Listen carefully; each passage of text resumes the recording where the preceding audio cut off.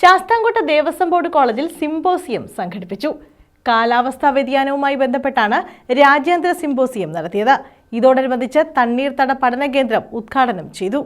Sasthamkotta Devaswom board കോളേജിൽ കാലാവസ്ഥാ വ്യതിയാനവുമായി ബന്ധപ്പെട്ട് സംഘടിപ്പിച്ചിട്ടുള്ള രാജ്യാന്തര സിംപോസിയത്തിന്റെ ഭാഗമായാണ് തണ്ണീർത്തട പഠന കേന്ദ്രം ഉദ്ഘാടനം ചെയ്തത്.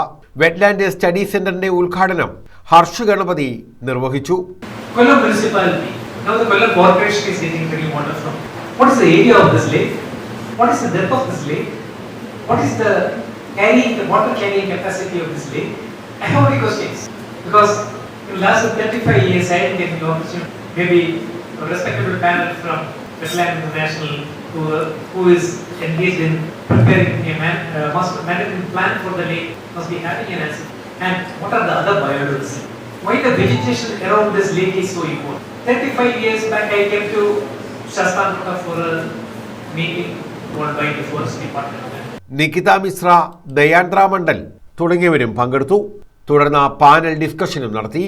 Youth engagement in wetlands conservation and road map for sustainable wetland conservation എന്ന വിഷയത്തിലായിരുന്നു പാനൽ ഡിസ്കഷൻ സംഘടിപ്പിച്ചത്.